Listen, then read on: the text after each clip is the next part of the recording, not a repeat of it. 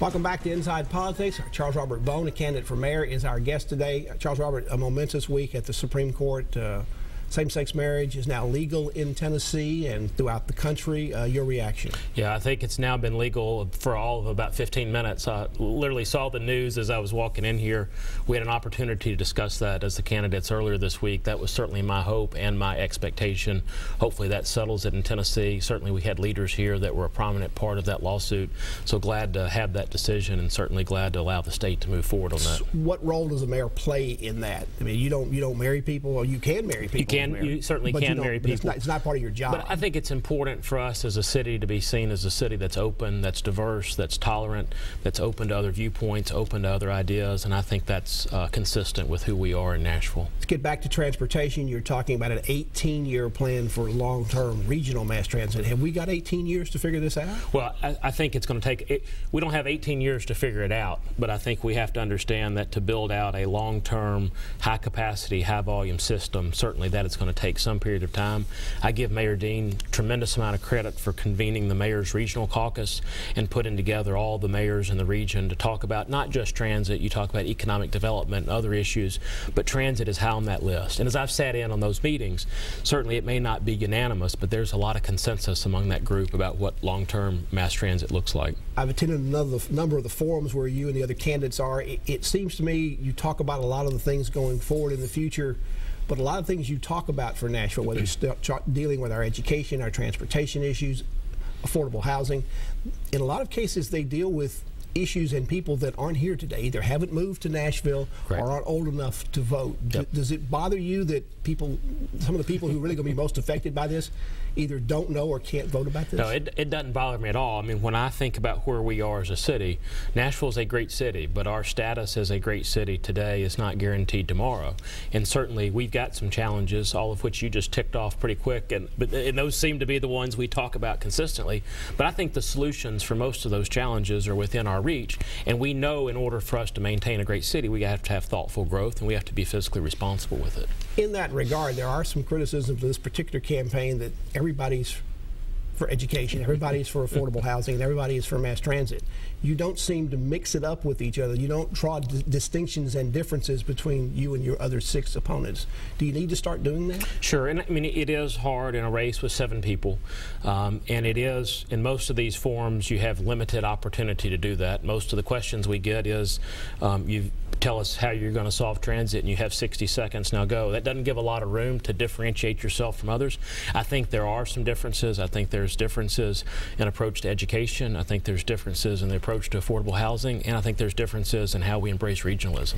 In the area of affordable housing, everybody's for it, as I said before. The problem generally gets to be where exactly you put it, and when you put it in certain areas, you find a lot of NIMBYism about it. As mayor, how do you do that, including in parts of town where you don't have any land use authority? Correct, and we discussed that earlier. I mean, one of my frustrations in this campaign, which ties nicely to your conversation before, is can you show differences with another candidate or with other candidates? There's been a lot of conversation where saying we need 10,000 affordable units over the next 4 or 5 years. I don't disagree with that assessment, but the issue is affordable housing is workforce housing, it's attainable housing, it's from those making 30% of area and median income to 120%, which can be for a family that makes $20,000 a year all the way up to $75,000 or $76,000 a year.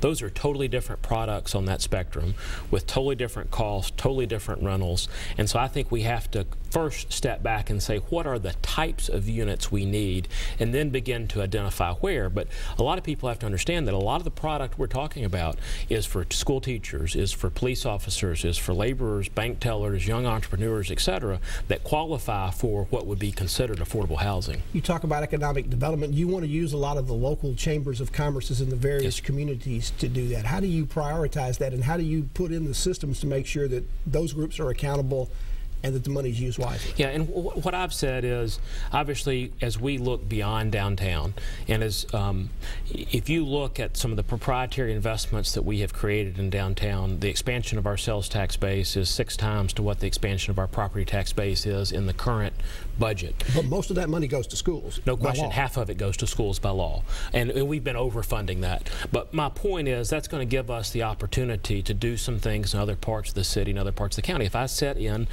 I spend time in Madison or Donaldson or Bellevue, the conversation quickly turns to, we see all this investment going into downtown, which we think is great, but either how do we benefit from that or when is our turn? And I think as we turn that page, it's an opportunity to go back to each of these communities and talk about what their brand is and what their history is, what their economic development opportunities are, and what their infrastructure needs are, and prioritize that for each community, because Madison looks a lot different than Donaldson, which is 8 miles to the south, and a lot different than Goldsville, which is 6 miles to the north. The sales tax is not maxed out in Davidson County. We have another half cent. It would take a local referendum to do that. The voters would have to approve Yes, it. sir. Would you approve doing that because the sales tax is already growing so much? I think it's fine the way it is. I think we're at a good, I don't see the need. You're not going to need extra money either from sales tax or property tax while you're mayor. As we sit here today, certainly I think we can fund what we need to do by continuing to expand our property tax base and expanding our sales tax base. And just 2 points on that. On the sales tax base, just since this campaign began, we've gone from hosting 11 million visitors to this city to 12 million to 13 million, and we know that's going to continue to grow.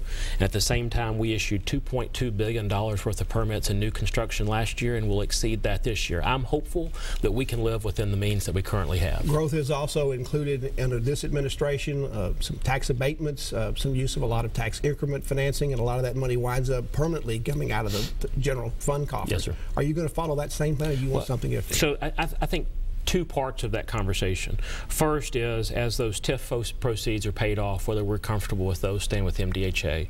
That's not a policy that started with this administration. It's a policy that's been in place for a long term. I think we will have the opportunity to re-examine that and relook at that. But I think the more fundamental question is, if we're going to continue to use TIF and other incentives, can we be just as creative in some other parts of the city as we have been downtown? And I think that'll be the opportunity going forward for the next administration. Charles Robert Bone is our guest. He's a candidate for mayor in the August election. Our conversation continues after you watch these messages. Stay with us.